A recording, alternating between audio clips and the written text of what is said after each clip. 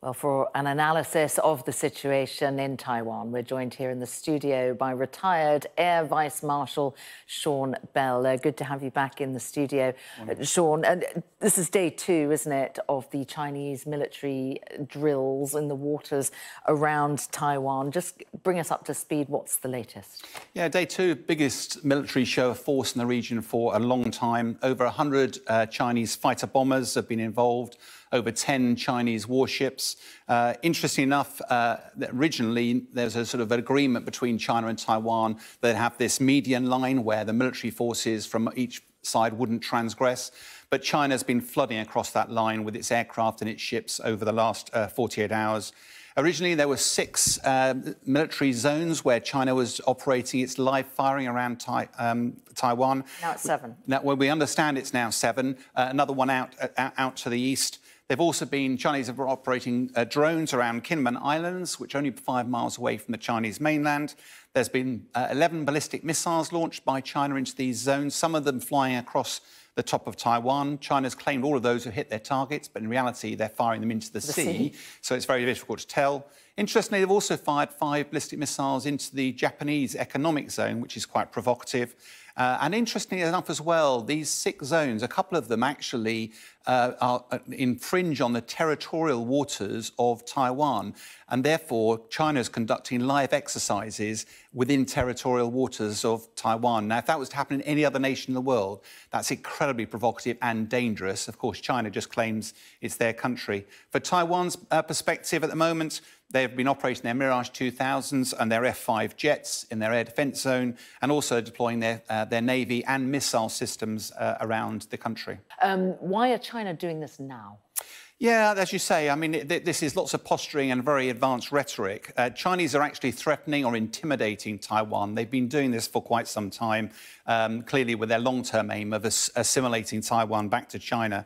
It's also the military activity is also a good opportunity for Taiwan to test its military capabilities, but also train. It's not often you get to train in a joint environment, air, land and maritime, operating together in a complex environment in what would be a very difficult amphibious operation. They've also got the chance, because China's military are threatening Taiwan, they're able to see how Taiwan responds. Taiwan will turn on its radars. It will have its military deployed. So China will be watching all those movements of its air, land and maritime, and that will all inform Chinese planning for the future.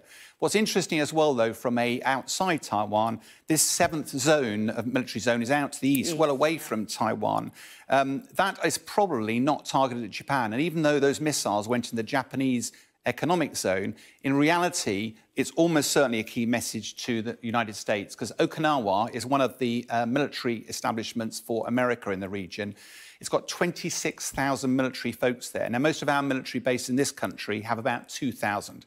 So it's over 10 times the size of our military bases.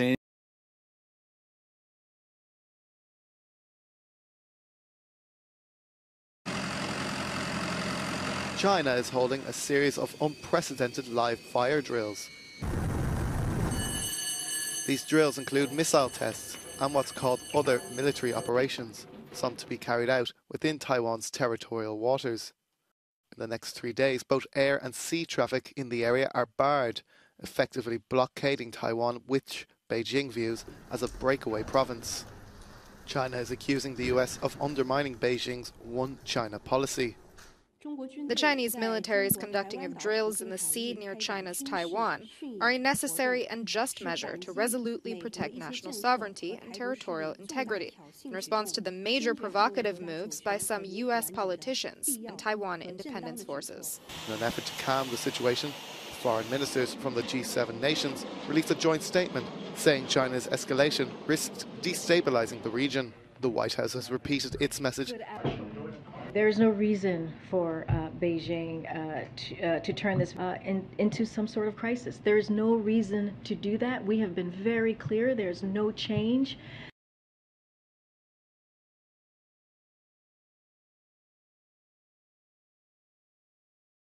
At approximately 3:30 p.m., sirens in Taipei set off as Chinese naval ships leave the Fujian province, launching an attack on Taiwan.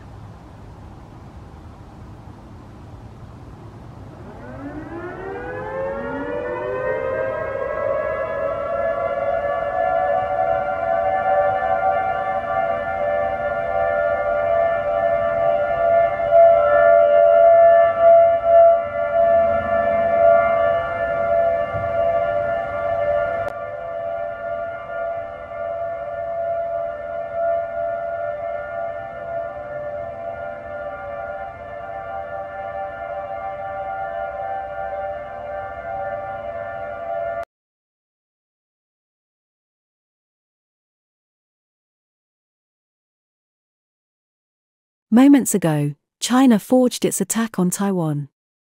The US acted swiftly and immediately sent naval ships and fighter jets towards Taiwan. The ships are thought to surround the Taiwan seaboard to stop attacks from China. It is also confirmed that the Japanese Navy and Air Force are also going to be protecting Taiwan, as well as the United States. It is not yet known if the UK will supply aid towards Taiwan. These actions come with the words of US President Joe Biden. Are you willing to get involved militarily to defend Taiwan if it comes to that? Yes. You are? That's the commitment we made. That's the commitment we made. We are not, look, here's the situation. We agree with a one China policy. We've signed on to it, and all the attendant agreements made from there. But the idea that it can be taken by force, just taken by force, is just not appropriate. It will dislocate the entire region and be another action similar to what happened in Ukraine. And so it's a burden that is even stronger.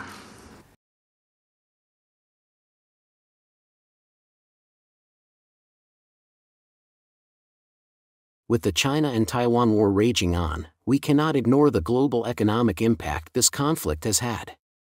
Trade within the East Asian region has been blocked, stopping all trade from Taiwan or China from going either from both countries, over both countries, or through the Taiwan Strait. This is CNN Breaking News. We have some shocking breaking news here. Chinese Communist Party leader Xi Jinping has threatened the United States with nuclear weapons. This comes after support from the United States for Taiwan, that so far has partially halted Chinese opposition from critical attacks on Taiwan. So far, we have tried to obtain the province of Taiwan. This is Chinese soil. This is not an invasion. Taiwan belongs to us, and we will not let anything get in our way of obtaining what is ours, especially the United States. They are trying to defend what is ours by completely missing the point on our main objective, unification. If they continue to defend our land, they will have to pay the consequences. They are fighting fire with fire, but this time they should not be worried about something that doesn't concern them. I will have no choice but to use tactical nuclear weapons, not just against the United States, but to any country stopping the righteous unification of the People's Republic of China.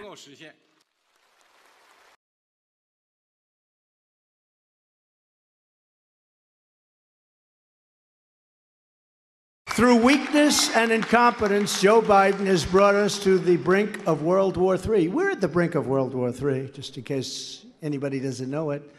As president, I will bring back peace through strength. Peace through strength would have never happened. If I was president, there would not have been a war. Zero chance, and Lindsay would be happy with that. That's better than any alternative. Wouldn't have happened. And I will say this, even now, despite tremendous loss of lives and destruction of much of that country, I would have a peace deal negotiated within 24 hours. You could make a peace deal, you could make a deal for both right now, 24 hours. That deal could be done. That deal is waiting to be done, but there's nobody to do it. To protect Americans from the threat of hypersonic missiles and nuclear weapons, I will build state-of-the-art, next-generation missile defense shields. Could we be heading toward World War III? For decades, international relations theories suggested otherwise. For example, some scholars argued that institutions, interdependence, and democracy facilitated cooperation between countries.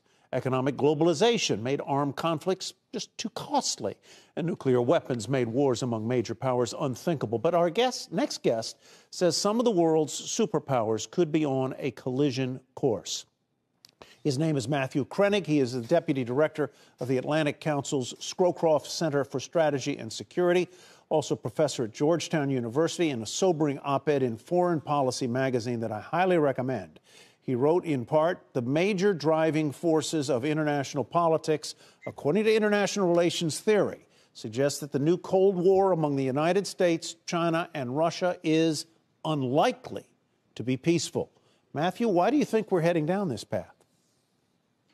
Well, you set it up nicely in the introduction there. When I started in graduate school over 20 years ago, most of the major international relations theories thought that the major driving forces were leading to cooperation. And you mentioned them: globalization, nuclear weapons, institutions. But now a lot of those conditions have changed. It's a more multipolar world. The United States is worried about conflict with Russia, China, Iran. These multipolar worlds tend to be unstable, like during World War I. Nuclear weapons may no longer be the dominant military technology, with artificial intelligence, quantum computing, and others maybe putting us on the eve of a new revolution in military affairs. We see the major powers decoupling economically with sanctions and other things, making them less economically interdependent.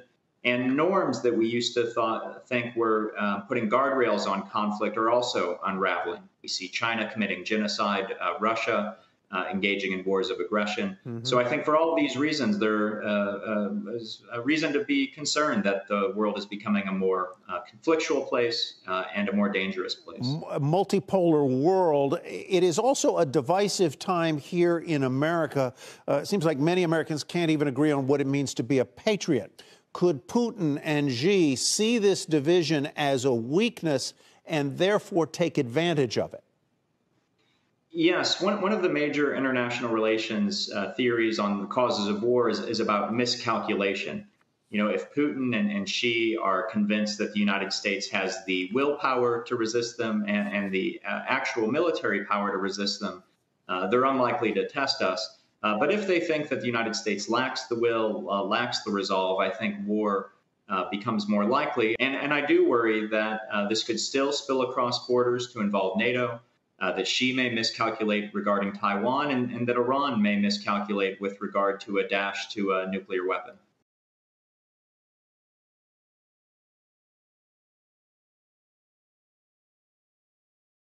North Korea has launched a missile over Japan, sparking anger in Tokyo.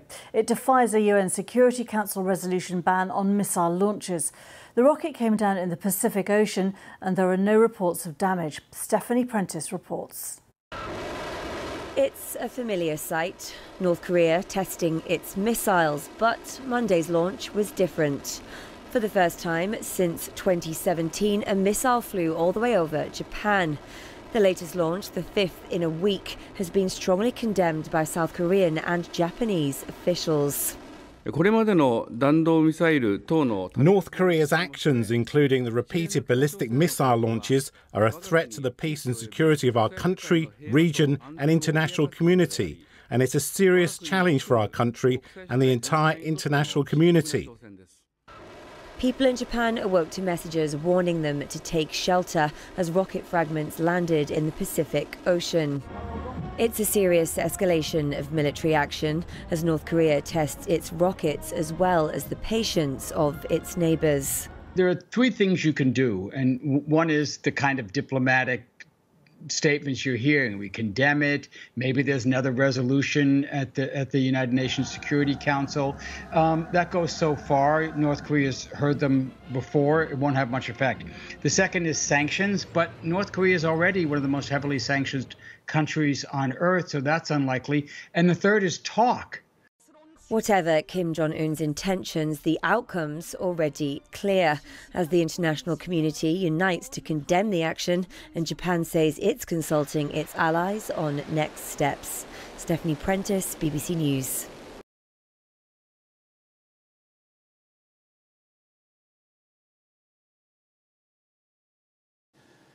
And I wonder, Mr. President, what you would say to him if he is considering using chemical or tactical nuclear weapons.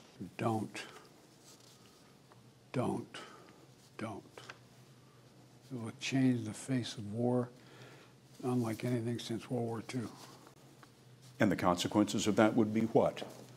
What would the U.S. response be? Do you think I would tell you if I knew exactly what it would be? Of course I'm not going to tell you.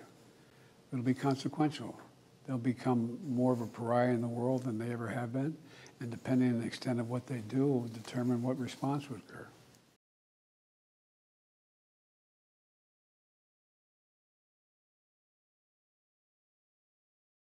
Looting and panic buying in the United States starts to become prominent in major cities. In the last 24 hours, stores and businesses have been looted due to the chaos surrounding the increasing chance of a nuclear strike against the United States. People have begun to build shelters in the basements of their home and barricading their doors and windows. Florida Governor Ron DeSantis has called out the looting within the state of Florida. The other thing that we're concerned about, particularly in those areas that were really hard hit, is we want to make sure we're maintaining law and order. Don't even think about looting. Don't even think about taking advantage of people in this vulnerable situation. And so local law enforcement is involved in monitoring that. I told Kevin if the state needs to help as well, because you can have people bringing boats into some of these islands and trying to ransack people's homes.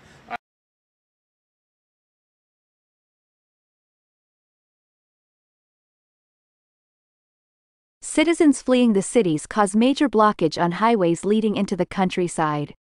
Los Angeles experienced most of this gridlocked traffic. Citizens are fleeing the cities due to the growing chance of an attack against the United States from China. At the moment, cities and large towns have been looted and destroyed as a result of public disorder and mass.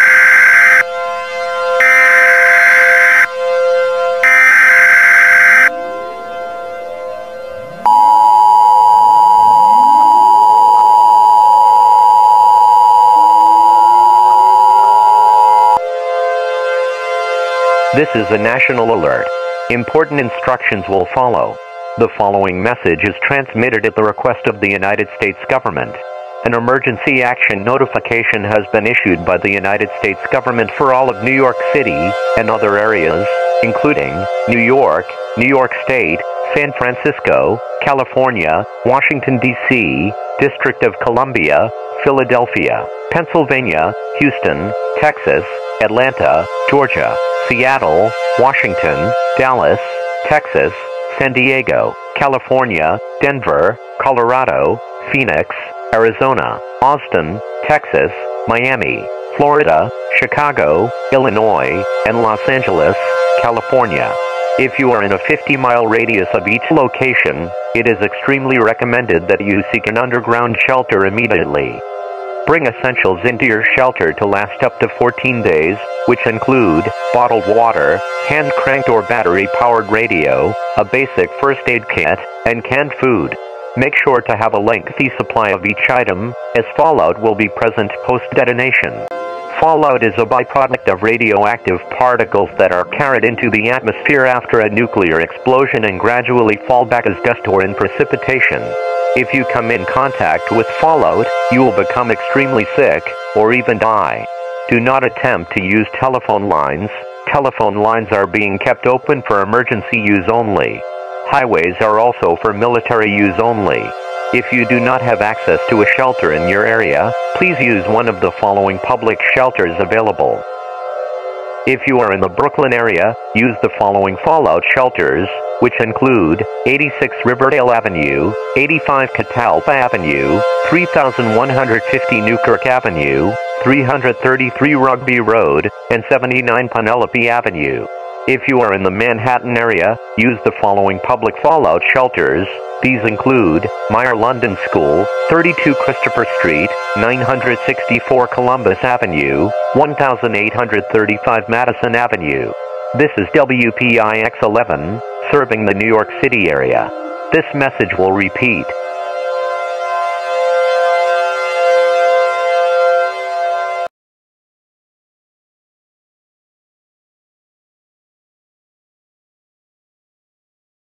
Again, you are listening to Top 103.5 FM, serving the Washington area. I think we have some breaking news coming in. All Russian troops have been retrieved from Ukraine. I repeat, all Russian troops and military equipment has been retrieved from Ukraine. The Russian army have retreated. I don't know if we have any more news on that, but that is all the information we have on the topic. I think that could be Russia preparing for something much greater. They might get involved with China and the United States. More information will be displayed as it becomes available.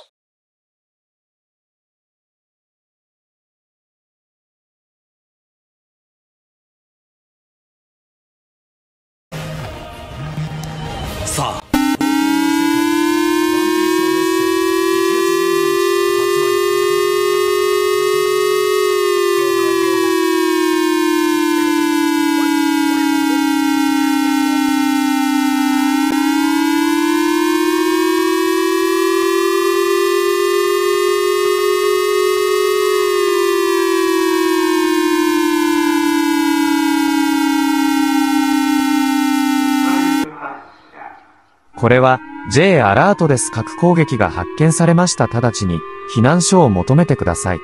東京に対する核攻撃が発見された。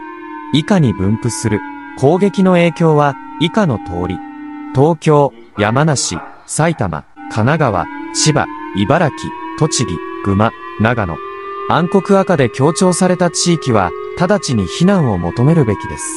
高熱で赤く光る地域、直ちに避難すべきです。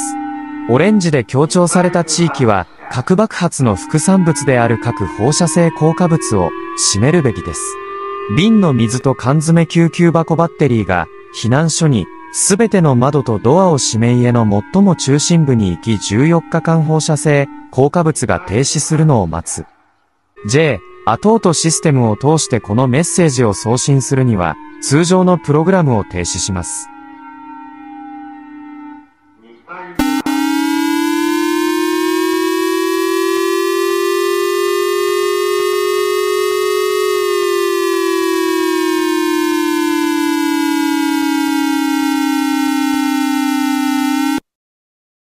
核攻撃の準備について次の指示を聞いています。核攻撃の準備については、核攻撃の準備については次のように述べています。東京都圏では地下シェルターを直ちに求めるべくアドバイスされている。周辺地域はすぐに避難してください。避難所には缶詰、瓶詰、救急箱、電池などの必需品を集める。避難所を持っていない場合は、家の最も中心部に行きなさい。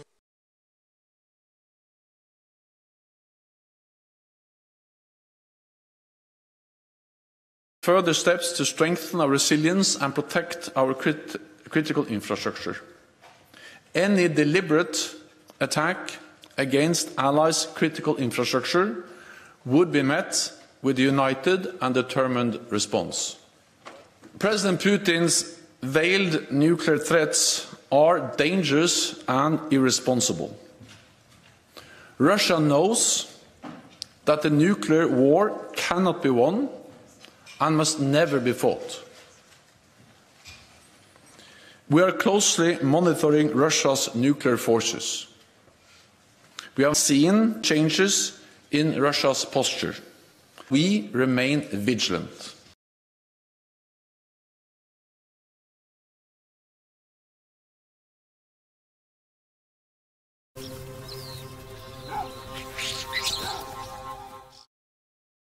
We're interrupting normal programming to join the BBC News Desk for some breaking news. We bring you breaking news of a serious incident between Russian and NATO warships off the coast of Turkey. Although the details are uncertain, early reports indicate that Russian fighter jets were fired upon by naval vessels of the Turkish military who are part of NATO forces operating in that region. It is unclear at this stage whether these jets were shot down or not. It is not known what caused this latest incident, or at exactly what time the conflict took place, but it is believed that it happened earlier today, and that Russian forces may have returned fire. Government has convened a meeting of the Emergency Cobra Committee, and senior members of the British military have been seen entering 10 Downing Street. There were chaotic scenes earlier today as the Prime Minister was rushed back to Downing Street as details of the international crisis began to emerge.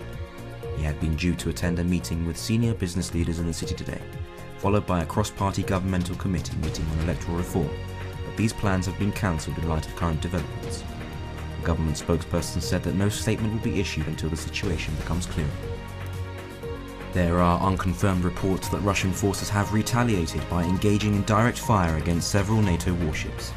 2 US cruisers, the USS Princeton and the USS Gettysburg, are reported to be in the region, but it is not known if they were directly involved in the incident.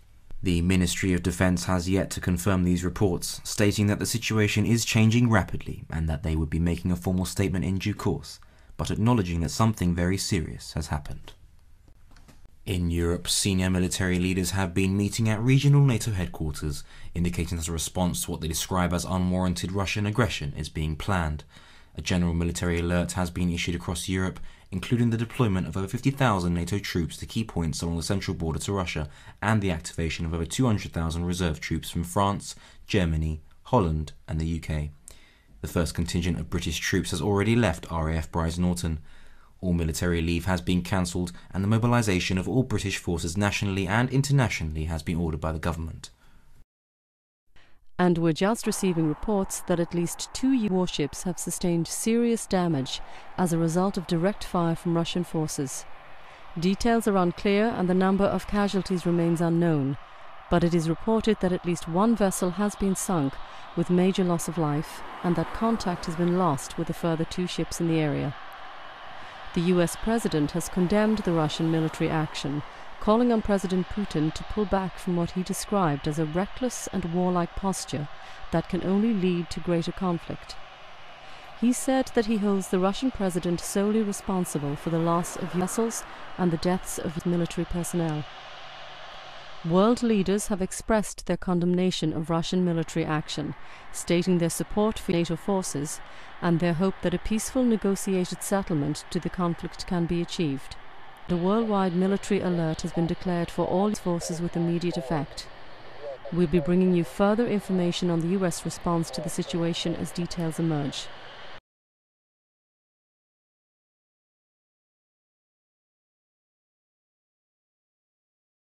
The mobilization of the armed forces is continuing, with a full recall of all reserve forces and heightened security at military bases and airfields. Typhoon fighter jets from 29th Squadron at RAF Coningsby in Lincolnshire and 6th Squadron at RAF Lossiemouth in Scotland have begun patrolling UK airspace, and restrictions on civilian and commercial air traffic have been imposed around military and nuclear power facilities. The Ministry of Defence has ordered the dispersal of key military forces and strategic bomber aircraft to various bases across the country, and the British submarine fleet has left the naval bases at Faslane in Scotland and from Portsmouth on the south coast.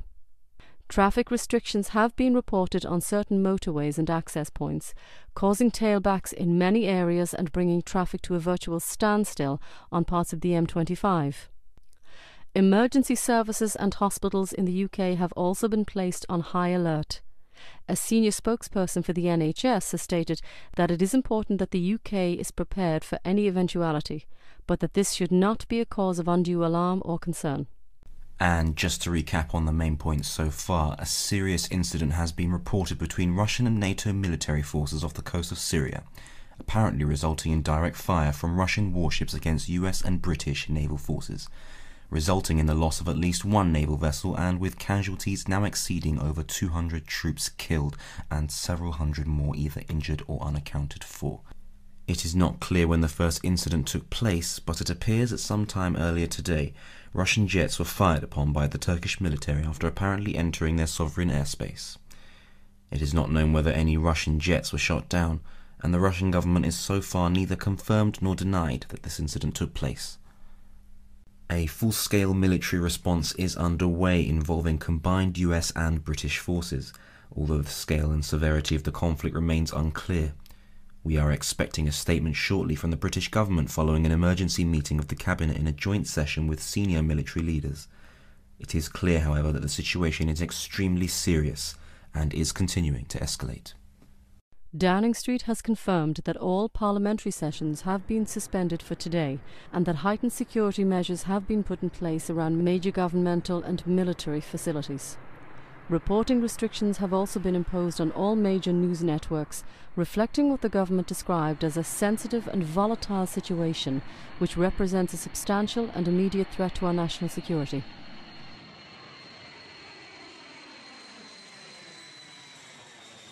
With the latest report from the conflict, it is believed that the Russian heavy cruiser Kirov has been hit by a missile fired from the British naval fleet, apparently sustaining major damage with many casualties. Heavy fires on board have been reported as NATO forces continue to retaliate.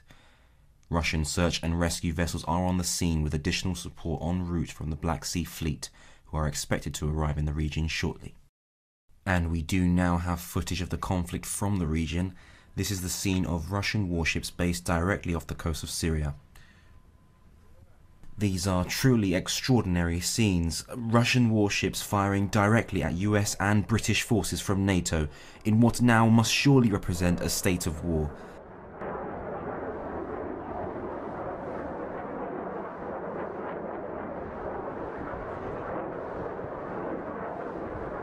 We expect to go to Downing Street shortly for a statement from the government about the escalating crisis and how British and international forces plan to respond to the situation. The royal family have already been evacuated from London, and we now understand that senior members of cabinet have also been relocated to secure locations away from major centres of population and industry. And we've just heard that the government has passed the Emergency Powers Act, bringing the country into a formal state of war preparation and suspending many peacetime activities and functions. Central government in the UK has been suspended, and power has now been passed instead to a series of local officials dispersed across the country. Emergency response and civil defence authorities have been placed on the highest level of alert, and preparations are underway in case the UK itself comes under direct attack.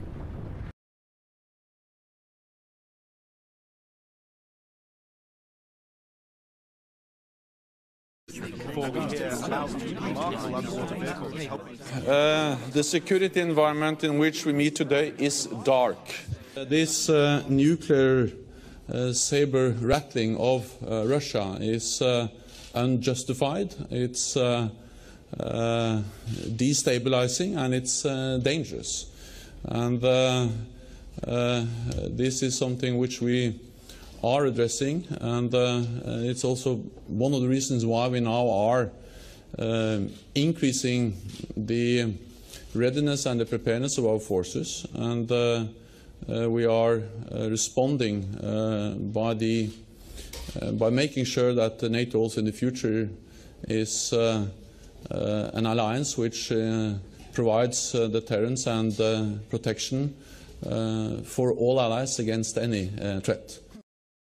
And we've just had a statement in from NATO Central Command. Western forces have used battlefield nuclear weapons against advancing Russian troops in eastern Poland, and have also confirmed the destruction of the Russian city of Kaliningrad, which was a major military centre and submarine base. A NATO spokesperson has said that efforts to contain the conflict are ongoing, and that the American and Russian presidents are in direct contact at this time. American B-2 strategic bombers have attacked Russian military bases in Belarus, and B-52 long-range bombers continue to approach Russian sovereign airspace. There are rumours that major Russian cities are being evacuated, and that a national civil defence programme is underway to move citizens to underground shelters and subway systems. In Britain, the Ministry of Defence has said that it continues to monitor the situation very closely, and that all efforts are being made to ensure the safety and security of the United Kingdom. The Prime Minister is said to be gravely concerned about the escalating crisis, but has asked the public to remain calm and to be confident that everything is being done to resolve the situation peacefully. The Archbishop of Canterbury and other senior religious leaders have asked people to come together in prayer at this time of great peril, and to have faith that goodness will prevail over the forces of destruction. And we've just had more breaking news that thermonuclear bombs of undetermined strength have exploded at NATO regional military headquarters in Brussels and at a major US military and radar base in Wiesbaden in Germany.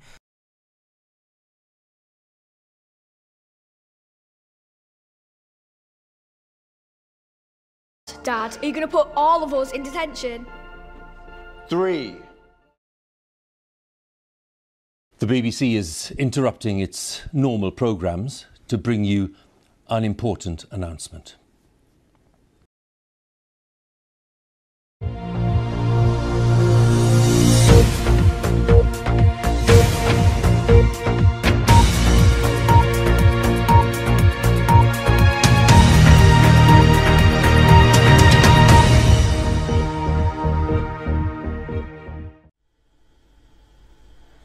This is BBC Television from London.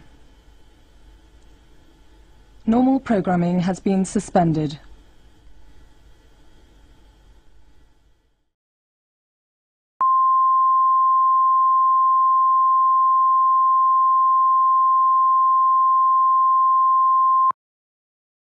This is an emergency alert, issued by His Majesty's Government and the BBC.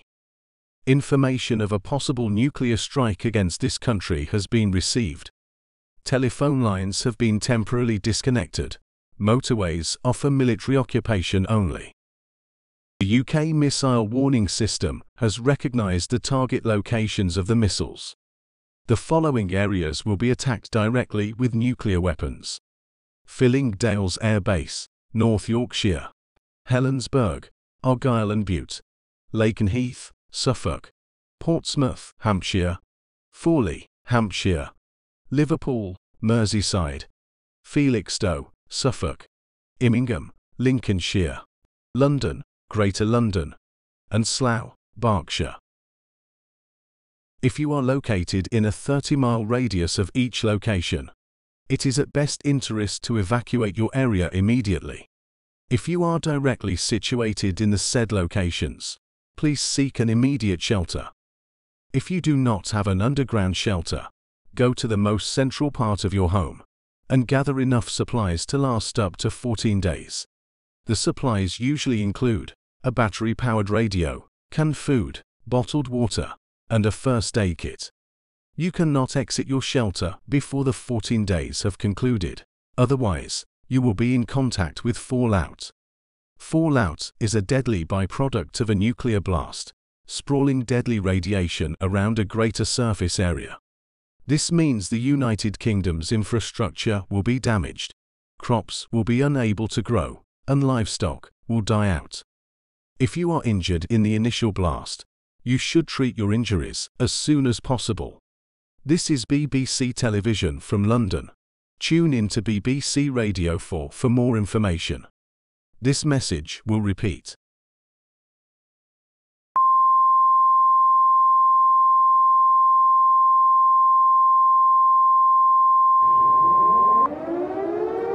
This is an emergency alert issued by His Majesty's Government and the BBC. Information of a possible nuclear strike against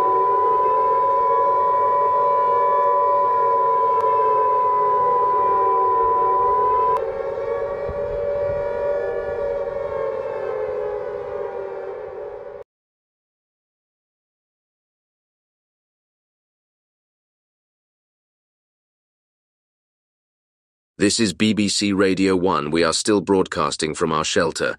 We are now getting word that the United States has launched several nuclear missiles against China.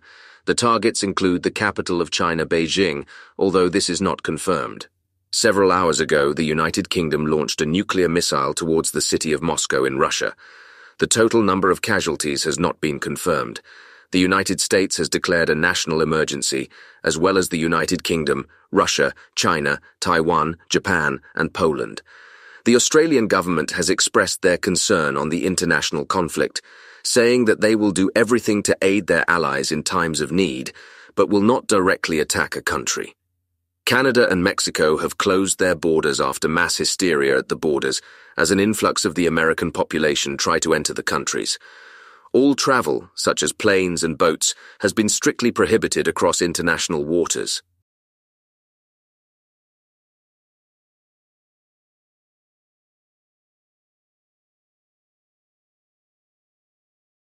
Radiation in the Los Angeles area is starting to deplete.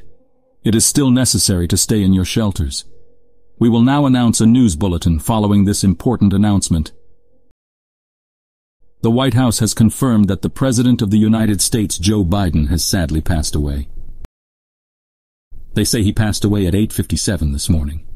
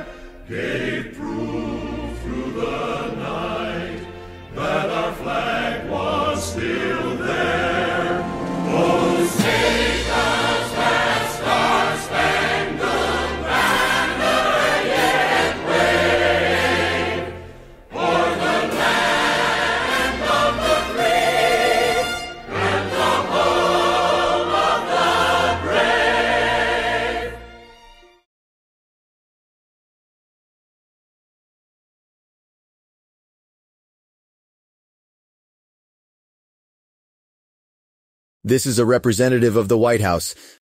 Please pay attention to the following statement. Hello, citizens of the United States. Due to recent events, the United States government have decided to ease restrictions on China and Russia. With the president's recent passing, we do not have a suitable leader to run the country. Most of the military have withdrawn from Taiwan and have been killed on their department by Russian and Chinese forces. It is clear that we can no longer put up with continuous attacks from international forces and must prioritize citizens' safety more than justice. We will commit to bringing the citizens of the United States supplies and support. This is the end of this statement. More information will be presented in the next 12 hours.